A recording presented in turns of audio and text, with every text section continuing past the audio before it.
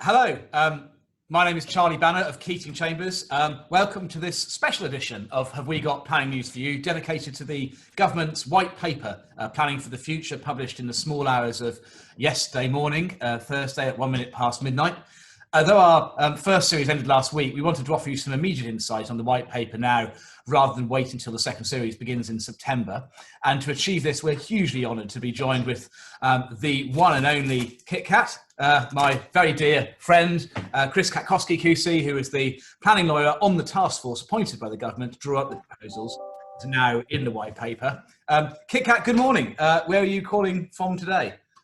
Good morning, Charlie, and all of you. I'm calling from Sussex, and in a very, very beautiful part of East Sussex. Nearest place to me is called Netherfield.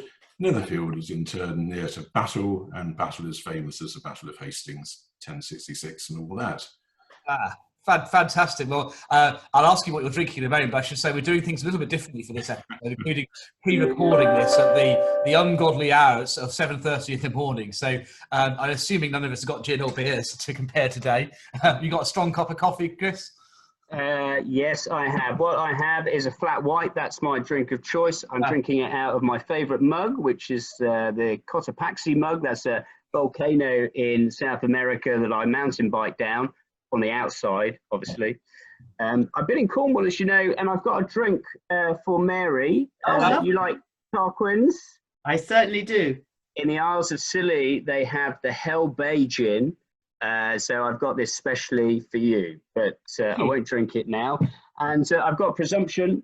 Presumption is on his holidays. He's in his Speedos. He's got a pina colada, and he's looking forward to the summer.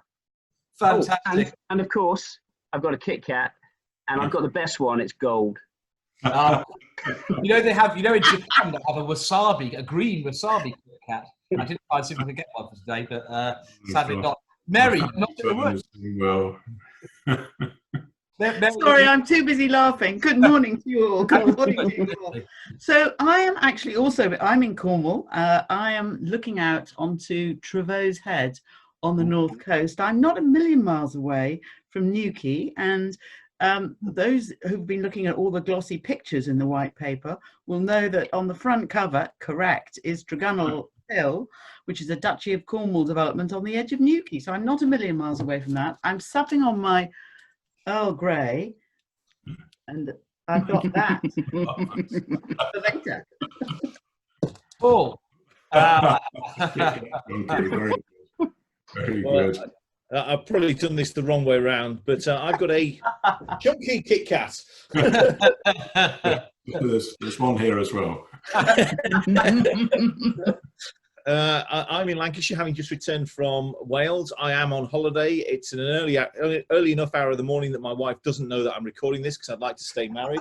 And in honour of Presumption's hobbies, I've got some grind coffee. Check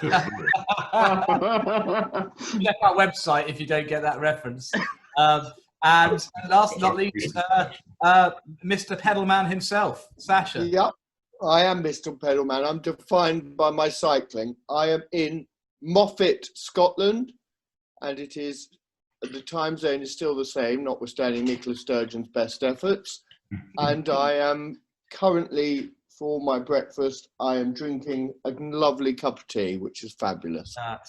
Superb. Well, yeah, like everybody else, I've got my Kit Kat there, which I couldn't quite resist opening before we started because it's I'm so hungry.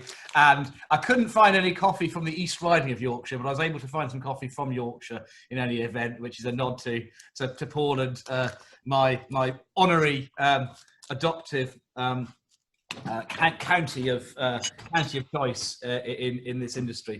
Now, can I just ask, have you changed your shirt in the last 400 miles?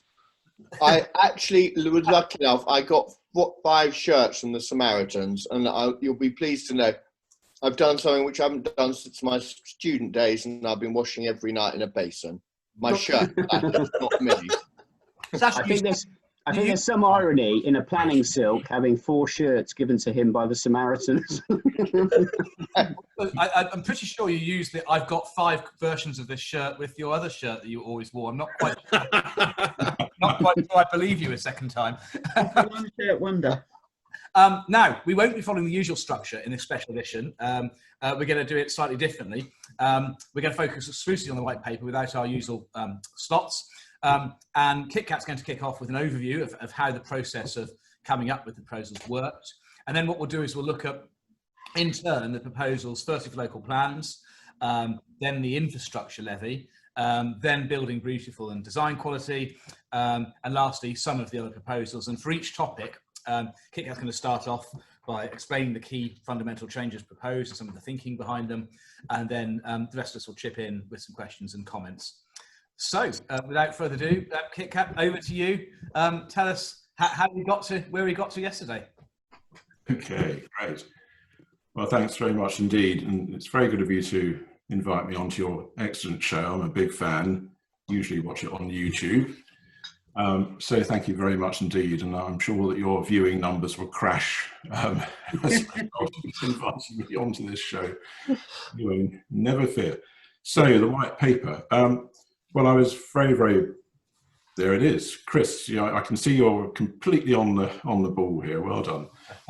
So the white paper. I was very privileged indeed to be involved in this. As you know from the Secretary of State's forward, there was a small group of, well, in my case, in inverted commas, experts. In all the other cases, very well deserved, to describe them in that way. But it's important for me to point out, I think, that it wasn't simply the people name-checked in the Secretary of State's forward. We had huge input from some absolutely excellent civil servants at the department, also from the Treasury as well, and continuous representation from number 10 too. And the process worked in this way. I mean, I was asked, I was called at home and asked whether or not I would be interested in participating. Someone who's been doing this job for quite a few years, and throughout those years thought to myself, well, this isn't really quite right in the planning system and that needs changing. To be honest, I jumped at the chance of being involved because it gave me an opportunity to actually try to make a difference. And, you know, I'd like to say that if you think any of the things in the white paper are any good, then perhaps they had something to do with me. And to the extent you think any of them are rubbish, then I'll be able to blame someone else for them. It's a very collegiate effort. In fact, the way it worked was that we met each week in a format like this by video. In between each weekly session, there were no end of emails between the members of the group. And at each Friday session, as it turned out, each person in the group was tasked with a particular area to discuss and to set out proposals for reform. And we were disciplined, if you like, to write our ideas in as crisp a manner as possible. And anyone who knows me knows that suits me very well.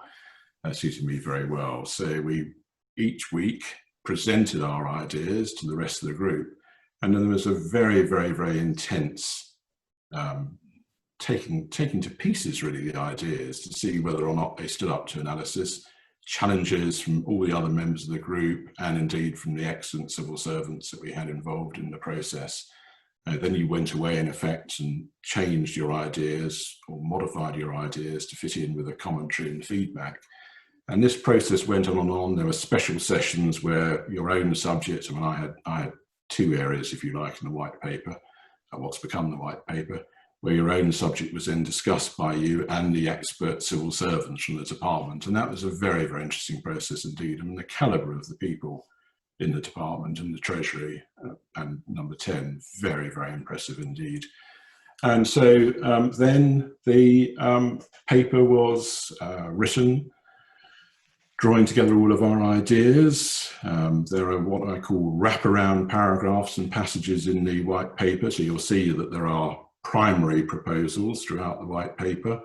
And then wrapped around those proposals are, oh, we could be even more radical, or we could be a bit less radical.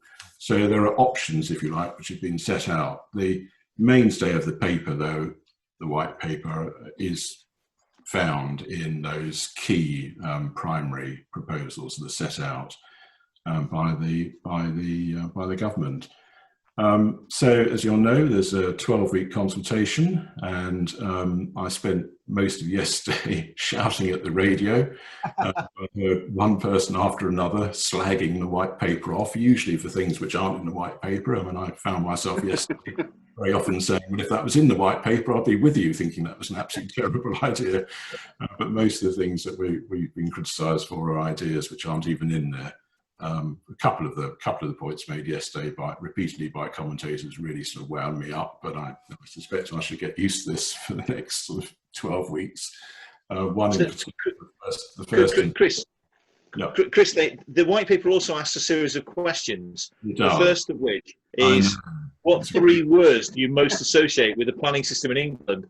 I'm really intrigued, in the light of your experience, to know what your 3 words are. I can't show you mine because the middle one is not suitable for pre-watershed. It's a great question, isn't it? And I'd like to say that I'd like to claim that the experts, in inverted commas in my case, sort of came up with these questions, including the first question. But no, I mean the questions, in particular the first question, came from the civil servants in the department, and I think that first question is absolutely smashing. So my 3 words would be delay, obstruction, confusion. But whenever I've thought about this, I've come up with three different words, but none of them are complementary. I mean, I think, in fairness, the existing system, in inverted commas, does need a good sort out, really, and that's what we've tried to do in the white paper. And hopefully it will get a fair reading. I mean, as I say, yesterday I was getting myself more and more wound up as I listened to people saying, for example, that this is all about building the slums of the future, when a hugely important theme in the paper is building beautiful and making sure that people have got homes that they can actually be proud of, and not in any way sort of living in shabby conditions. So I hope it gets a fair reading. Obviously it's going to be controversial. There are an awful lot of vested interests out there that are very, very concerned indeed to protect their patch. But I would ask, all your viewers, everyone in the industry who's interested in this subject, because it affects all of us, just to give the paper a fair reading, please, and take it from there. So that's just a very, very brief overview of the process that has led to the white paper. I don't know whether you want to ask me any questions about any of that, or whether you'd like me to just... I've got one, Chris. I mean, we'll come back at the end, perhaps, to the delivery of these reforms and how long it will take. But plainly, there's going to be the consultation. The government's going to have to think about the consultation, and then if it decides it wants to press on, it's going to have to prepare some legislation, etc. Will there be a role for the task force going forward in that ongoing process? That is unknown in the sense that, to be straightforward about this, the task force has done its bit, if you like, and the white paper's been released. I certainly hope that there will be some role for us moving forward. To be, again, very straightforward and honest about this, I've sort of offered my services, so to speak, because I'd be fascinated to be involved in the future, particularly when it comes to looking at the legislation and the detail, which would be very, very important indeed to actually make these ideas work. So I know that all of my colleagues on the task force would love to be involved in helping as best as we can to bring these proposals into force in due course. But no, the position is, officially, if you like, the task force has done its bit, and we're here, sort of, if anyone would like to call upon our services again, I'm sure we'd all be very, very happy to be involved. Fantastic. Well, let's move on to... Can I just ask a question before we deep dive into it? Kit Kat, from your involvement, is it your sense that there is a real commitment to change at the highest level? Good question. Yes, indeed. And you'll see that the white paper is not only introduced by our Secretary of State, so to speak, in our world, in the planning world, but it's also the first forward is written by the Prime Minister. The task force, indeed, so well done, Charlie. Your recognition of the Prime Minister is legendary. There was a time in the past when you were often mistaken for Tony Blair in your younger years. That was very, very interesting. Very interesting. Can I just reference the Prime Minister's forward, because the Prime Minister describes radical reform, and he says that it will make it harder for developers to dodge their obligations to improve infrastructure and opens up house building to more than just the current handful of massive corporations. It seemed to me that it was a little harsh, actually, to describe developers as simply people who are dodging their obligations to improve infrastructure. Yeah, I mean, you wouldn't really expect me to be able to comment on the Prime Minister's forward, which isn't the work of the task force. Yeah, I mean, he's we're talking about infrastructure in a little. We will. But I thought.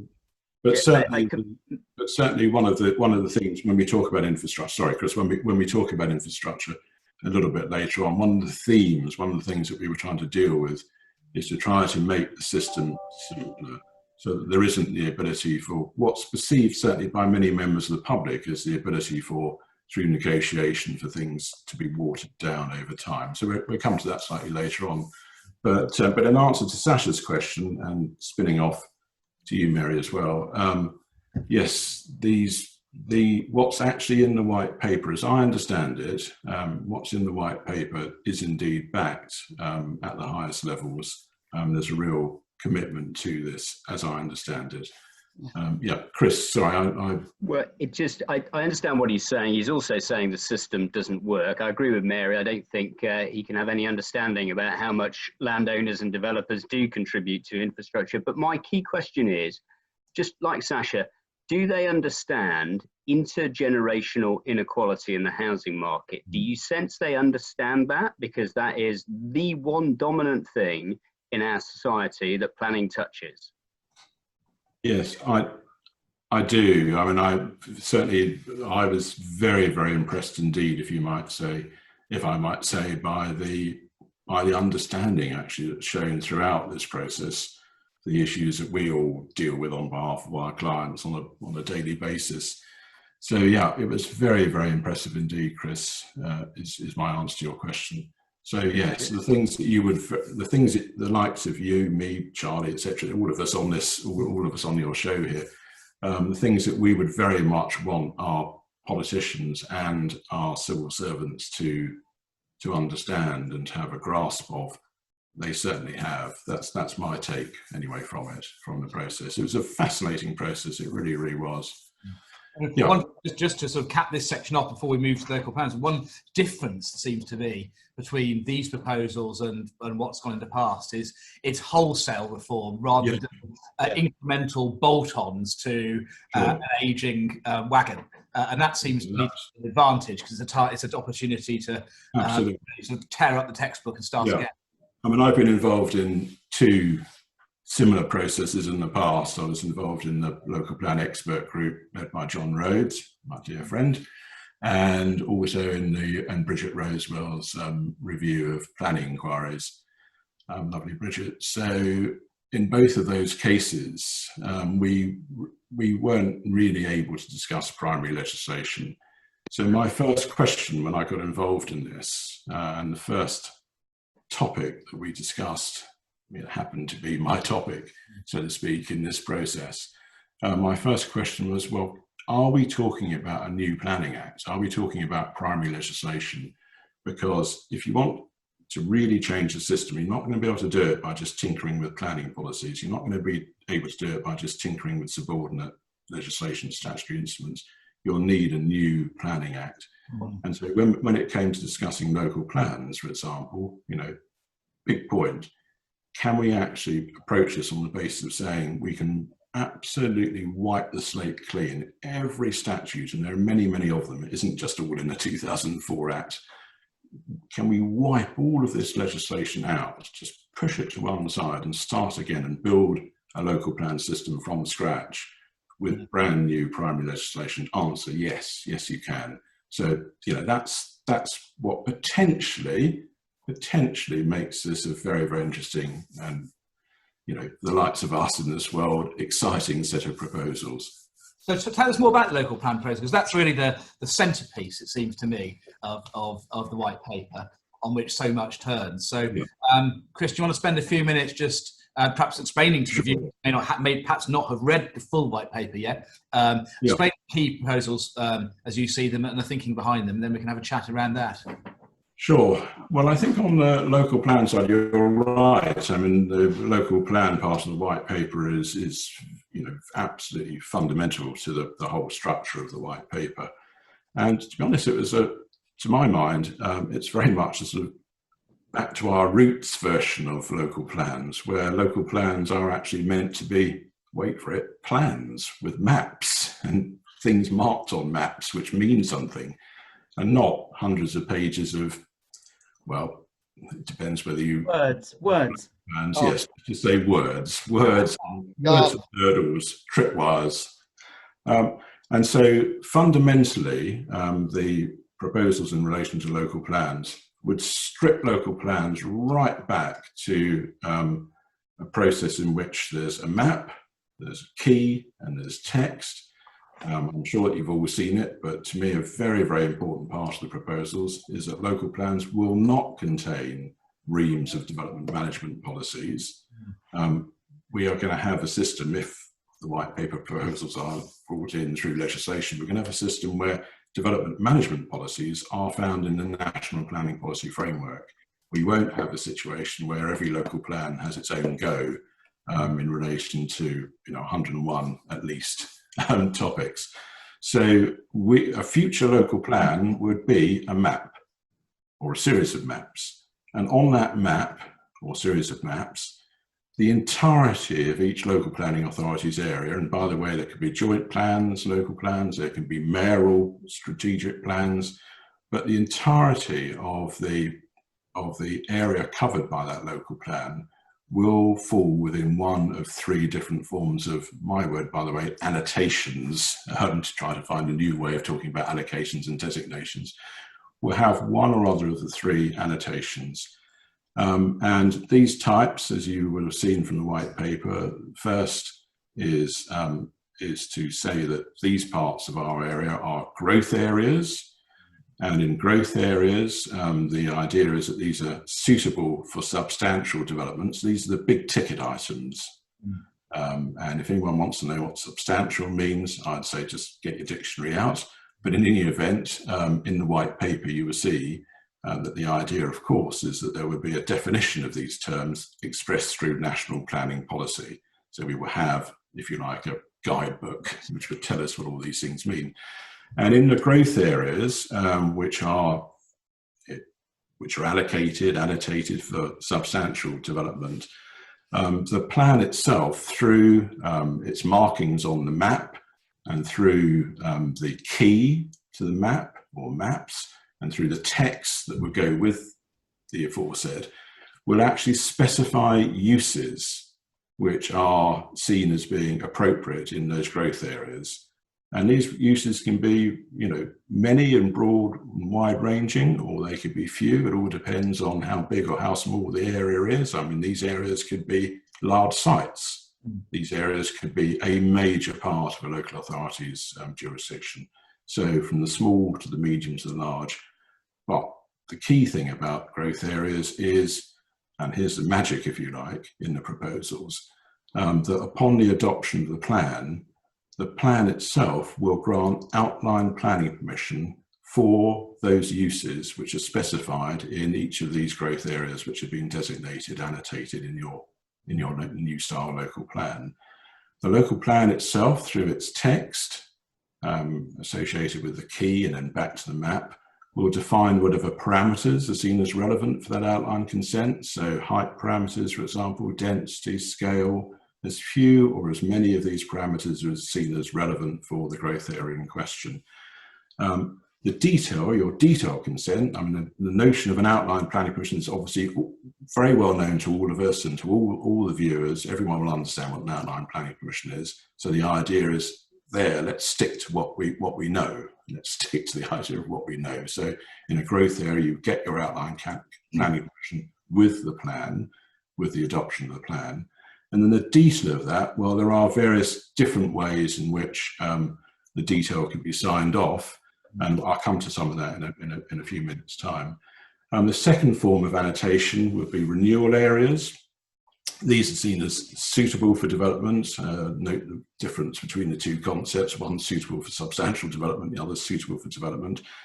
So renewal areas will carry with them in the primary version of the proposals, not an automatic planning permission. That's not going to happen for renewal areas in the primary version of the proposals, but a strengthened version of what we all know as section 38 subsection 6. It's a statutory presumption in favour of the uses which have been noted as appropriate in these renewal areas.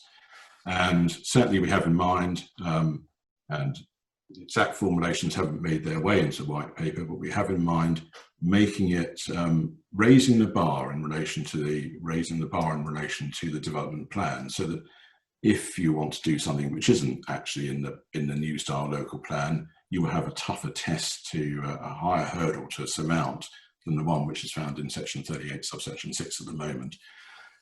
So a strengthened statutory presumption, which would mean that if you're in a renewal area, you have these uses which are marked out as appropriate in the renewal area. You haven't got an automatic planning permission, but when you make your planning application, there will be a strengthened statutory presumption, which would mean that there would have to be a very, very good reason indeed for the permission to be refused if you're applying for something which is marked out as appropriate in that renewal area.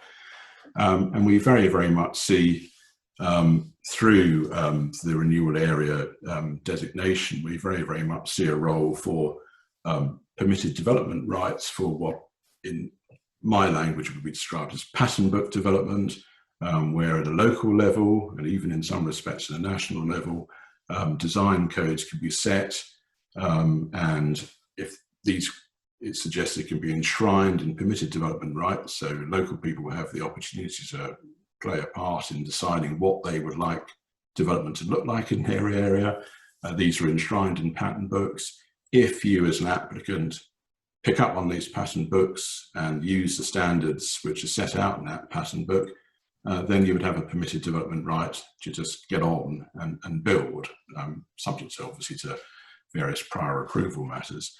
And the final and the third area type for a new style local plan would be protected areas. So these are all the things that we're very, very familiar with indeed with both heritage designations, the Green Belt, AONBs, national parks, whatever it might be. Chris is showing something to me there. Yes.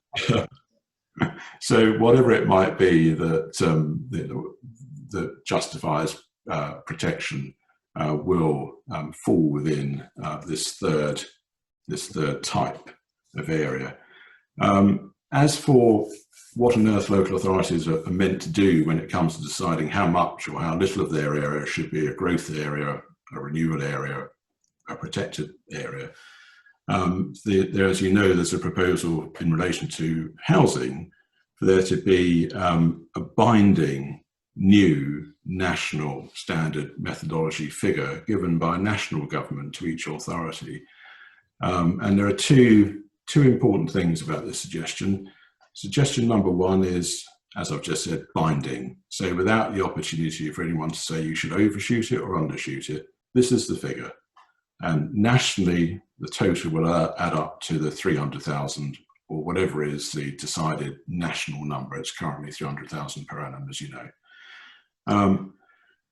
And then secondly, in this new national standard methodology, in the methodology that's spoken about in the white paper, when it comes to allocating to each local authority area a number of homes, the environmental constraints of that area will be taken into account. This is new. This is new in the standard, in the ideas of the standard methodology. So the number will actually take into account the ability of the area in question to actually meet what otherwise would be its housing requirement. That would all be built into the process. It's the suggestion in the white paper. So you wouldn't have the policy on, policy off thing afterwards. That would be baked in. It's all baked in. It's all baked in. So it's an incredible. Obviously, there's lots of detail which will have to come to underpin this. But the idea is, I think it's a pretty radical idea, really. And that way, there would be a starting point, certainly for housing development. There'd be a binding starting point for the task that faces a local authority in drawing up one of these plans. Ideally, under the white paper, as you know from the white paper, ideally running alongside local plans would be, if you like, twin tracked and what we'd really like to achieve is for this to be in, as part of the local plan, would be local design codes and guides to enable there to be certainty as to the form of development which would be seen as acceptable in the area in question. Plans would be tested against a new single sustainable development test. I mean, we all know from the framework and from previous versions of the framework, and indeed from national policy before the first framework, we all know what sustainable development means. It's become a very, very well-known part of our planning system. So a new sustainable development test against which these local plans would be assessed. So soundness goes, single test replaces soundness. Sustainability appraisals out, a new simplified version in which actually looks at outcomes rather than process. Thank heavens, some of us would say. No more of those hundreds and hundreds of pages of colours and boxes with ticks and crosses in them. One actually has a new simplified streamlined system in which one actually grapples with the environmental consequences of what it is that you're proposing in your plan in simple language that everyone can understand, which actually gets to the points which need to be discussed. Duty to cooperate out.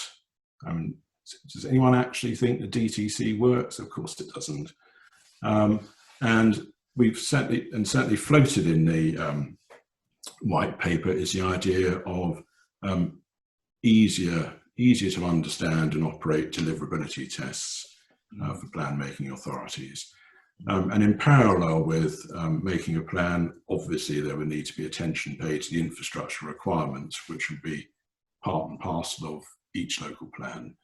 So just briefly in terms of process, there would be a statutory duty on local authorities to make local plans.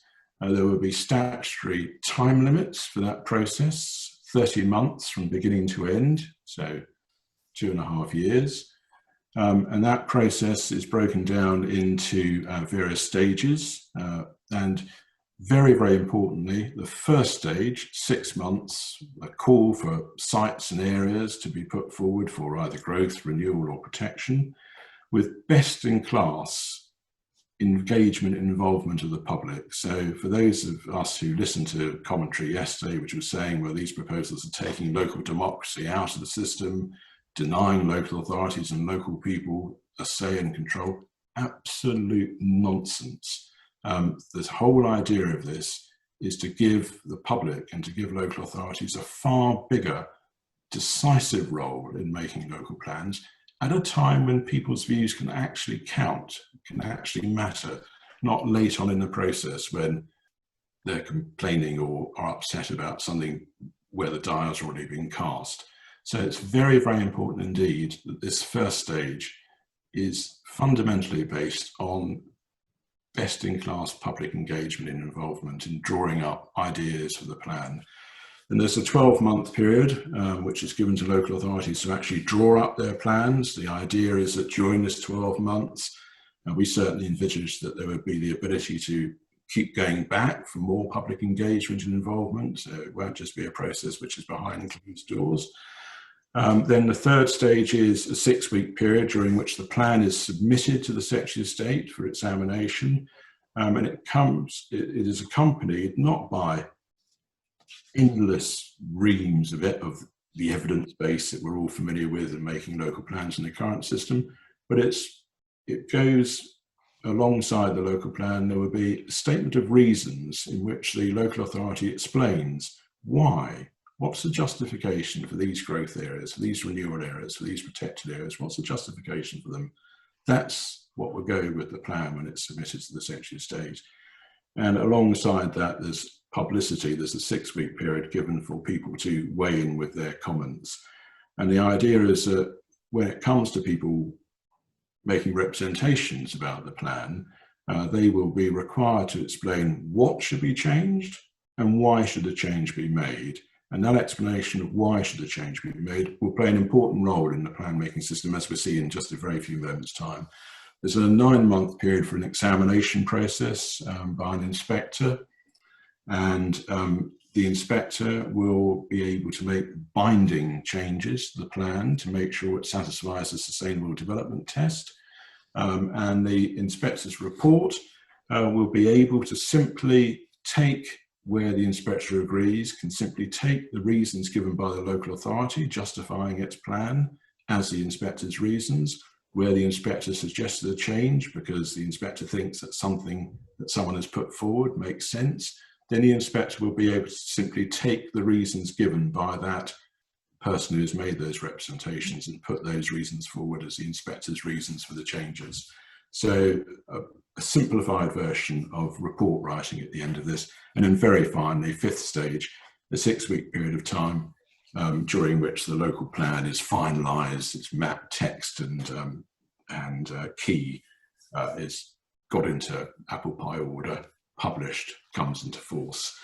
There will be transitional provisions, of course, because a lot of local authorities are indeed working on their local plans now, and the government certainly, as I understand it, doesn't want local authorities to down tools and wait for this new system. So the idea would be that for those who have adopted a local plan within the previous 3 years, they would be given 42 months to do this process rather than 30 months, so an extra year. Or where a plan has been submitted for examination, then they have 42 months from the latest of the most recent plan or legislation coming into force. So an extra 12 months, in other words, if your plan's been submitted for examination. So that, in a nutshell, is an overview, if you can have an overview in a nutshell. Those are the key proposals which are part and parcel of the, local plan part of the white paper. So basically getting this thing back to a map-based process and getting rid of all sorts of things which get in the way of making a good local plan is how I would describe this in a few words. That was an extremely helpful outline. Can I just try and use an example, a very, very simple, possibly oversimple, and do say so example to flesh out how it works. You've got, let's say, imagine a town somewhere, a city or town in the southeast of England, for the sake of argument, that and it's looking at its growth under its local plan for the next period. It's got its requirement figures. There's no debate about how much. I'll use housing because we're more with that than anything else. It's got its figure, and let's say it obviously it needs to execute that figure through planning for enough of that housing in either growth areas or renewal areas, or most likely a combination of the two. With the growth areas, would there be different annotations for appropriate uses in each individual growth area? Yes, certainly, absolutely, 100%. Yeah, and you could have for a growth area, you could have all sorts of uses. Yeah. Because remember, this is a process in which there would be, in effect, a series of outline planning permissions given for all the various uses which are noted for that particular growth area. Or you could just decide that a growth area, which might be a large site, is only appropriate for one or two uses. Yes, I was going to come on to kind of mix and fade. So they have to kind of plan for their numbers, and presumably they then, at that first stage of public involvement, they throw it out there saying, how do you think, where should we meet these this number and how, and then that leads to the growth areas and renewal areas. And then once they've got let's say take a particular growth area, which might be a sort of urban extension, for the sake of argument, a large urban extension. How would things such as, imagine if it was a mixed use, so there's, let's say, also a large amount of employment in there too, for the sake of argument. Debates about where within that growth area the employment should be as opposed to the housing, or the phasing and the sort of the synergies. Is that all then done at the reserve matters stage after the plan, or is that baked into the plan? Well, the plan itself will have its various uses which it sees as being appropriate for the area in question. You get your outline planning permission for those with your various parameters. It's then left to the market to pick up which parts of that growth area they want to take forward in what way under that parent outline planning permission that's already been granted. And the idea in the system, you'll know on housing, that one of the proposals is that we get rid of the 5-year housing land supply test, because the idea is that plans having been given a number to meet, should meet that number. And again, as part of the legislation, every plan would have to be renewed every 5 years, would have to be reviewed and renewed every 5 years. So there would be this continuous, if you like, assessment of how well the plan is performing against what it's meant to be doing. So yeah, I mean, it would be, I mean, I certainly see this as a very, very flexible system indeed, where depending on how many or how few uses are actually marked out as being appropriate for the growth area in question or renewal area in question, the market will have a huge freedom to actually bring forward what it regards as being appropriate in market terms in each of those particular areas. So it's a very flexible system. Yeah, less prescriptive and more for the market. Yeah. Chris, I think you had a question, then Paul, and then Mayor Shasta, I'm sure will have questions too. Yeah, so Chris, thank you very much. Really useful overview and a nice simplified system, which isn't the zoning they have in Australia. It's a very English form of zoning with the growth areas and things. So I think it's a system we can all instantly recognize. My question though is, if I'm honest, I don't see any real change at the absolute core of this. So proposal 4 is a standard method housing requirement, which we have. And then it says the housing requirement would factor in land constraints and opportunities to more effective use of land. Now, 11B, which is my bête noire, as far as the current MPPF is concerned, says exactly the same.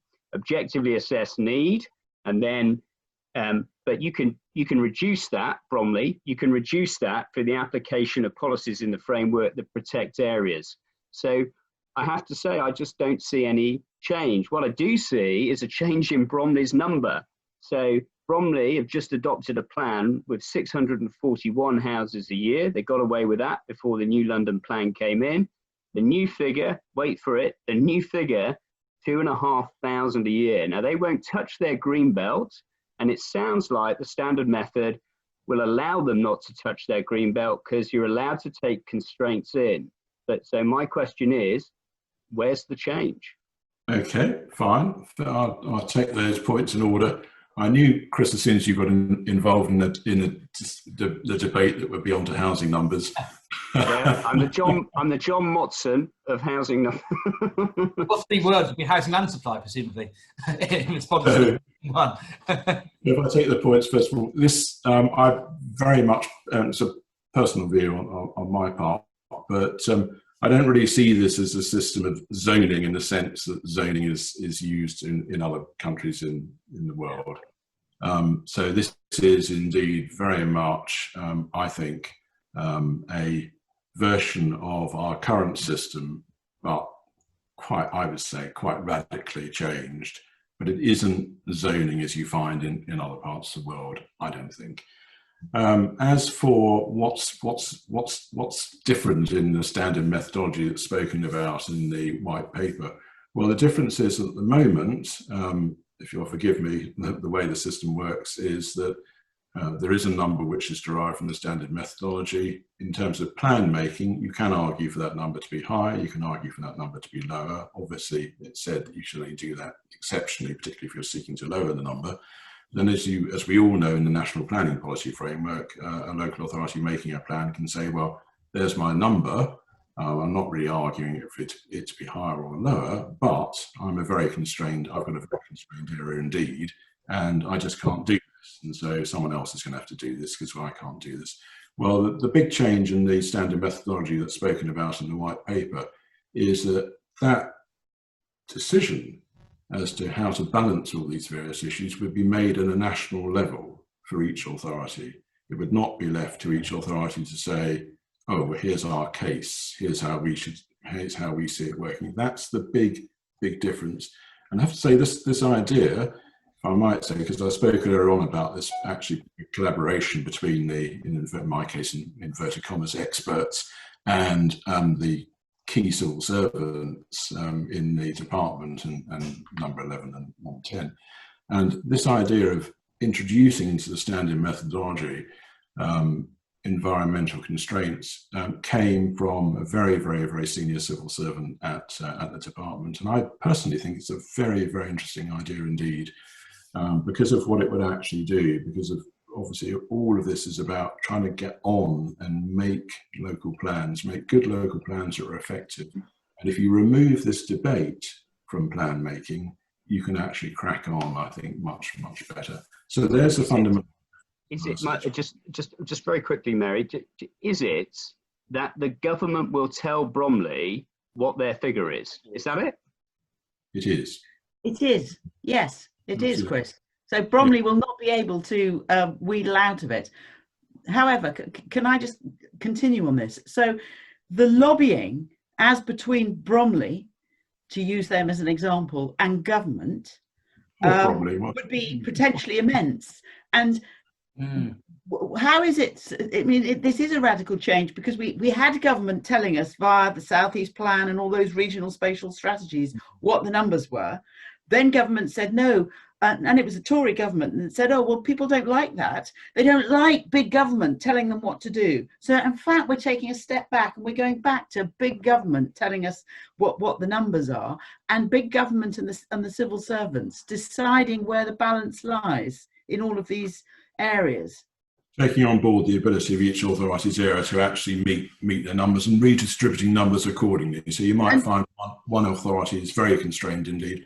We might, during the discussions, my favourite examples were to contrast an area which is a national park, what do you do there, with an area which is, you know, a city or a town, masses of brownfield land, very few constraints indeed. You know, so you can see the two ends of the equation. So there has to be something. Chris, before you get to being able to conduct or plan a local plan, you need to have this number. There must be surely some process that central government is going to go through in order to identify what the number should be in the various areas. Where's there any discussion about that in the white paper? There isn't a discussion about that in the white paper, in the sense of, you know, here's the detail as to how it would be done. The white paper is operated at the level of saying, this is the big idea, if you like. What do you think about that? And that's obviously what the government is asking people to comment on. There's no doubt at all that for some parts of the white paper, for those to be introduced via legislation, new policy and so on, there's a lot of work which will need to be put into the detail to ensure the delivery of these ideas. This is a big ideas about big things paper. And that's, to me, to be honest, the beauty of it, because it isn't just a paper obsessed about fiddling around with little peripheral details. It's a white paper which is saying, let's rethink, let's actually, you know, work out how to do a better job. But certainly there would need to be a lot of detail, Chris and Mary. But the whole idea is, yes, in relation to housing development, we would have a system under the white paper's ideas in which local authorities would be given a number, and that number would be absolutely binding, and they would have to meet that through their local plans. But Chris, sorry, can I just dive in momentarily? I mean, it strikes me that a lot of these ideas, as you rightly said at the very start, are ideas that we started with when I started in practice back in 1991. Sure. I.e. local authorities get their figures, so no messing about in terms of arguing about OANs, that the policies are really taken from the PPGs, and it's comparatively straightforward, and that really what you're focused upon is how you divvy up the land requirements within a given area, and that the politicians locally can blame the politicians higher up in terms of the figures. So I agree with Mary in terms of the transparency, but that lack of transparency actually worked back in 1991 because authorities didn't spend 6 months arguing about their OAN. I've got a couple of points. The first of which is that the blame is placed upon the planning system in this document.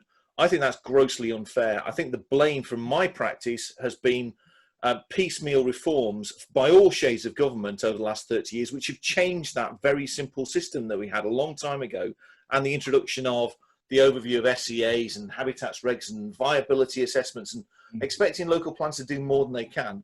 But the big point that I've got from all this, well, two big points.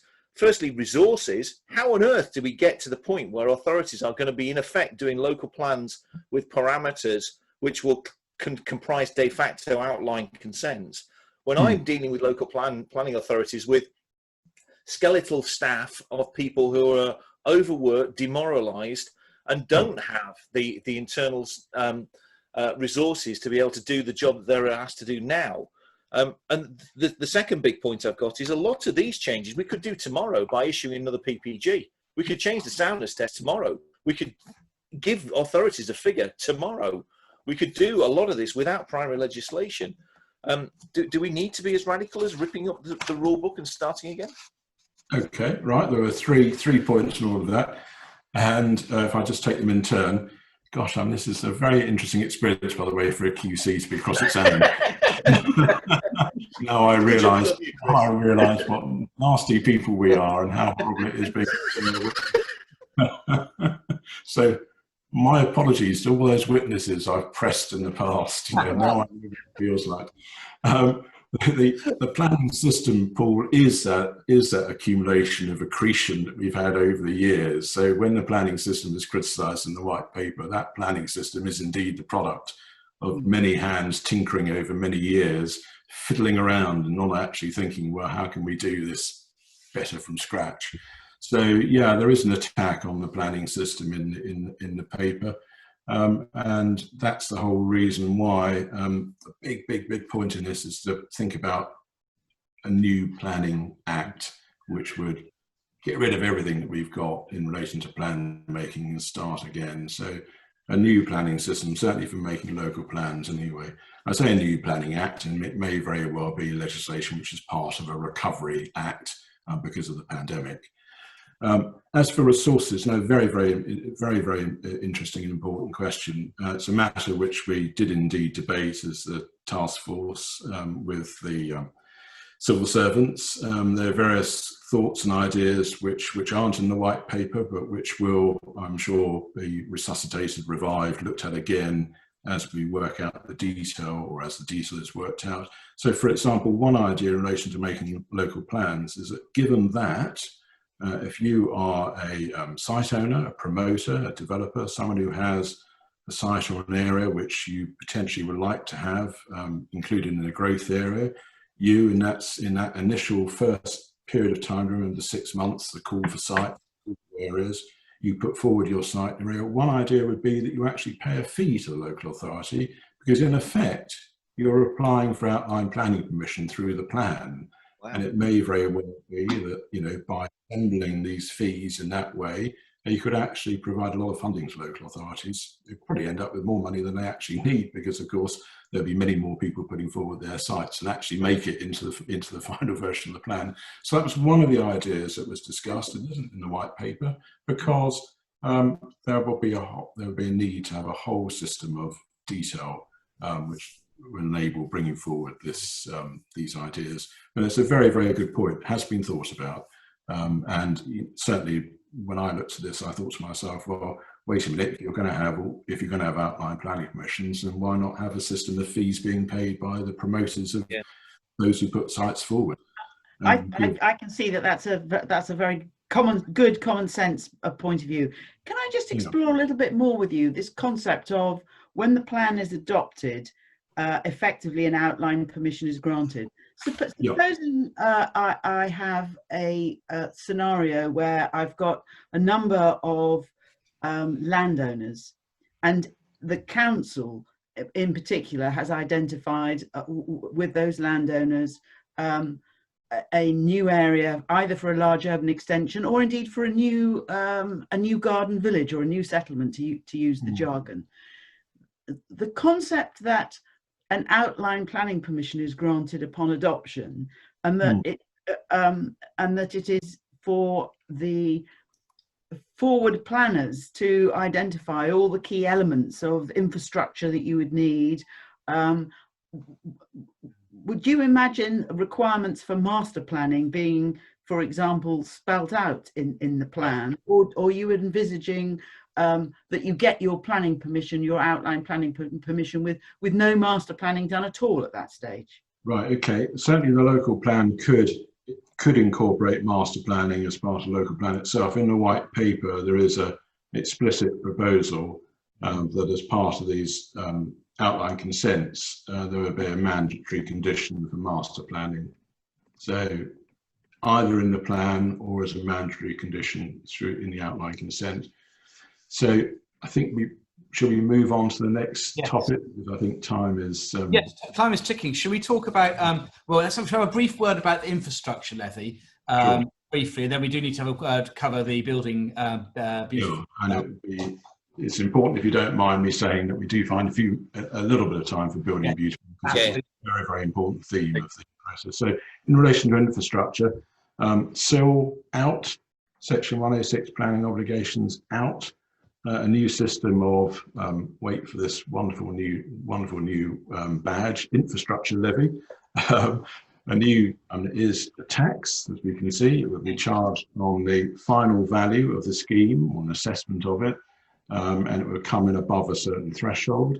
It will be levied at the point of occupation. The rate or rates will be set nationally. These are all the proposals. Will be collected and spent locally, and there will be far greater flexibility given, far more freedom given to local authorities to spend the money that's raised in this way. Local authorities will be able to borrow against their infrastructure levy revenue. And very, very importantly, as part of the infrastructure proposals, there would be a system in which affordable housing could be provided, in effect bought, but provided as an in-kind way of paying your infrastructure levy.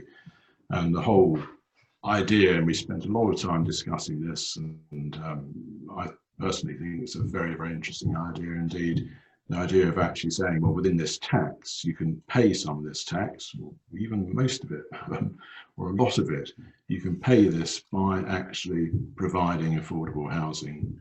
Is, I think, a pretty ingenious way of going about things, because obviously, as we know, the current restrictions on SIL, on the one hand, and the role of Section 106 planning obligations to the affordable housing on the other. So the idea is to have this, again, very simple, much simplified system, and this was seen as, this whole set of the proposals is seen as a way of really getting on in the system, so that there aren't endless delays and going around in circles with negotiations about 106 planning obligations, etc., etc., etc.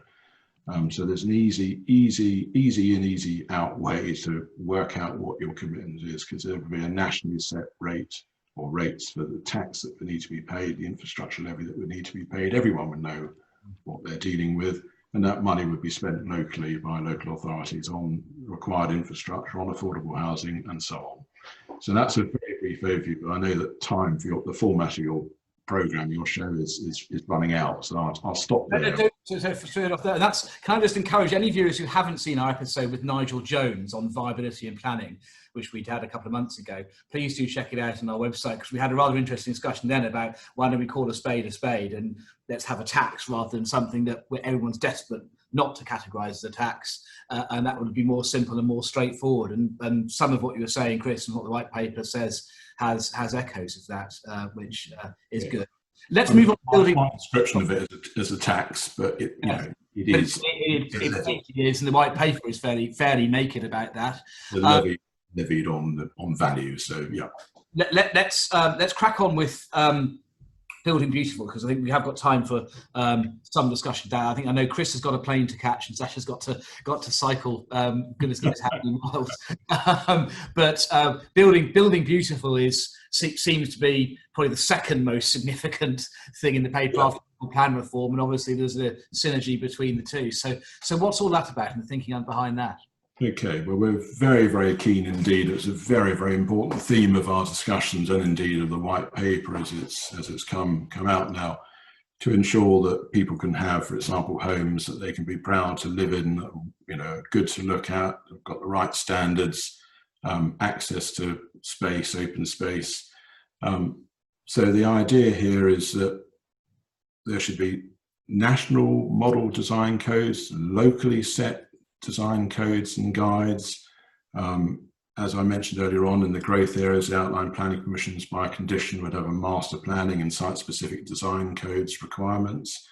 And there would be permitted development rights for pattern book development, or for development which accords with the codes and the standards which have been set nationally and locally.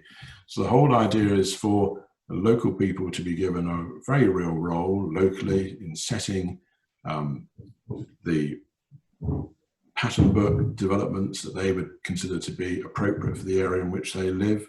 And there's even talk in the white paper about being able to do this at the level of a street, of a single street. Yeah. And the whole idea here is to try to ensure that there are nationally and locally set standards for everything that counts primarily about housing, obviously, so that we can end up with a system where we're not building the slums of the future, where we are actually, if anything, building what may very well be protected areas, which are seen as being remarkable for their achievements in the future. So building beautiful is a very, very important part of the proposals. And in brief overview, there are various ways which are woven throughout the white paper to try to ensure that we can achieve that. And as I say, the incentive of actually having a set of national and local standards and codes and pattern books, which would lead to permitted development rights, is a very, very big incentive indeed to encourage people to actually to build beautiful, to build something which is worth having. Playing devil's advocate, because we know who doesn't want to build beautiful? I mean, it sounds like a great idea. But playing devil's advocate, might it be said on the other side that to meet the housing crisis, we need the likes of Barratt and Persimmon to churn out 17,000 a year, and the necessary cost of that is a degree of generic design on their part, because otherwise they're simply not going to get those volumes, and that this might hold back those sorts of rates of delivery nationwide. Is there validity in that argument, do you think? Well, there would be nationally set standards and codes as well as locally set standards and codes. I personally would see our national house builders as being very, very able indeed to adapt to these new ideas and to the new system. And remember that the whole process would be a process in which everyone would be engaged. So one would hope and expect that out of this system would come perfectly sensible and achievable, beautiful, good quality designs, particularly for new homes. So I would see the industry as being perfectly capable of being able to adapt to this new system. What about radical new designs? What about something, say, a shard? I mean, you got permission for the shard, so you can't really kind of pre-bake that, can you? So how does radical come into being? So it's a very, very important part of the proposals that obviously not everything can be planned for in a local plan. Whatever however the local plan is, and we baked into this, one would always be able to bring forward something which doesn't fit with the local plan or a design which is not in one of these pattern books, and one would make one's case for it, just as one does today. Today you're faced with 100 policies in a local plan, which you have to surmount in order to get there. In the future, you'll be faced with, in effect, a test under which you would have to make a very good case for doing whatever it is that you want to do, which hasn't been foreseen in the local plan or in these pattern books and so on. Sasha, so, you're very quiet, doubtless, because you must be absolutely cream crackered after cycling across the whole of the country. I'm half wondering whether you actually are still cycling now and you've just got to... I'm actually... I'll tell you, when people ask me the hardest thing to do, it's keeping a calorie count up, and I haven't had breakfast yet, so my blood sugar's about -400. But I did want to say, I'm going to do something which all Kit Kat's best witnesses do. I'm not going to ask a question. I'm going to give evidence to say my impression overall is that the document is excellent. I think it's. I really do. That's my view. Having read it for the first time last night, I think it's impressive. So well done to Kit Kat. I wanted to pass on my congratulations. I think it is very easy to criticise. It's much more difficult to be constructive and look at things constructively. And I'm sure through the consultation responses, there will be refinements, variations, amendments. But as a first stab on something of this magnitude, it's impressive. Well, thank you very much indeed. And as I say, I wasn't aware of the convention that applies in government, that all the civil servants who are involved in this can't be name checked. So the experts have been name checked, and I'm very, very grateful to the government for doing that, obviously. but all the civil servants who played a huge role in this can't be name checked. To me, that's a great shame, because they really, really do deserve, you know, for their role to be known about. But no, I'm sure that there'll be a lot of people who are very, very grateful to you, Sasha, for saying that. Thank you very much indeed. There's just one final thing. I know that your show really must come to an end in a few moments' time, but in a little while's time. But finally, in relation to planning applications, we have proposed a system in which much less material would be required in order to get your planning application in and validated. And there would be page limits, for example, on the planning statement, which would become critically important documents in the new system. There would be much more dedication to planning officers for applications which fit in with the local plan, so much more dedication to planning officers to make the decisions. There are suggestions to explore the idea of a planning permission being granted automatically if the application isn't determined within the requisite specified period of time. There are ideas and proposals for the automatic rebate of the planning application fee if you're successful on an appeal. And something which is very, very close to my heart, and which I'm very, very pleased to see in the white paper, is a proposal, and there'll be a separate consultation on this in the autumn, a proposal for simplification of the environmental impact assessment process. Because again, EIA, as far as I'm concerned, it's my own personal view, has become so obsessed with process and really, really, really has left the public behind in terms of being able to find an accessible way of getting to good outcomes in terms of environmental issues. So I'm very, very pleased indeed, and very proud that that's in the white paper, this idea that we are going to look again in environmental impact assessment to make sure that we can actually have an effective way of looking at environmental consequences. None of us in the working party, none of the civil servants involved, were in any way interested in some dumbing down, looking at environmental issues. None of us were trying to sort of get away from environmental consequences. We just want to try to find a way in which environmental consequences are properly assessed in an easily accessible manner that we can all understand and we can all have a proper debate about. Thanks. So that's a summary of the key points in the white paper. One last point. A lot of planning consultants in particular have been in touch with me directly and following this show and about the white paper. There's obviously a natural concern in some quarters at a time when jobs are under pressure already because of the pandemic. Are they all going to be put out of a business? It strikes me that from what you're saying, actually, that there's going to be a lot of adaptation to a brave new world. There's still a lot of scope for persuasion, which is ultimately an analysis and persuasion, which is what the consultants do. It's what we all do. And so we're going to have to change our game, up our game. But Chris isn't going to fulfill his destiny of being LinkedIn's global director of marketing just yet. That's fair to say? I would say a couple of points. Can I just throw in one point, Chris? Because I completely associate myself with my inbox has been very similar to Charlie's inbox, I suspect, about people being worried about the future and is this the right time in terms of the reforms. A lot of what you've said this morning actually provides a lot more reassurance than I had reading this document. So a lot of the points that you were explaining in terms of local plans, I wish, frankly, there could be more explanation of that sort of an approach than is perhaps just from the hard words of the paper itself. So I associate myself with what Sasha said, but in a more guarded way, because I'm reassured by listening to you rather than necessarily reading the document. That's probably because I always get fearful when they think change. I mean, I think it's a national characteristic that we do not do change terribly well, and we've just got to be a little braver and bolder. I agree. So in answer to the various points, I mean, first of all, one of the things that I very, very much had to discipline myself in this process was, this is an opportunity to be involved in trying to change the planning system for the better. This is not an opportunity to treat myself as a protected species, if you like, and ensure that it was impossible to do anything to this protected species.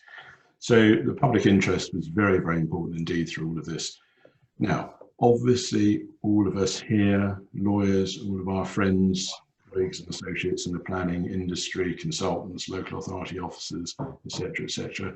I mean, everyone's going to be concerned as to whether or not, you know, they're going to be out of a job, they're going to have less to do. My own view, and I hold this genuinely and sincerely, is that we're all very, very, very good at adapting to new circumstances. I mean, I've been doing this job for a long time. There have been all sorts of reforms, reviews, tinkering around with the system, changes over time. And we've all had to adapt to whatever's become the new version of the system. And there's no doubt at all that people will be doing different things in the future to the things that they've got used to doing at the moment. But there will be plenty of things to be done by everyone. The white paper isn't about ensuring that we've all got employment, but my own personal view is that there would be lots and lots of things for all of us and everyone in the industry to be getting on with. We were just going to have to work in different ways, dealing with different things, the things that we've got used to. But the whole process of getting used to a new system in itself will be something which would be good for all of us, I think. Thanks, Kiko. That's a nice note to finish on. Thank you so much, Chris, for your unique insight. It's been hugely valuable. So really appreciate that. Particularly this very ungodly hour of 7:30 in the morning. Doubtless, to our dear viewers, thank you for watching this. Doubtless, we're going to return to the issues raised probably in several episodes of Series 2. We may even have bespoke episodes looking at individual elements of the proposals as they develop back in our usual format, and of course live streamed in September. We really look forward to seeing you then. In the meantime, enjoy the rest of your summer. We don't have a drink to hold up, so cheers. There's an empty cup of coffee. Have a great rest of the summer. We'll see you in September. And now Sacha can get back to his he's literally almost running to his bike already. And don't miss your flight. Bon voyage. Take care. See you soon. Bye-bye. Bye. Thank you.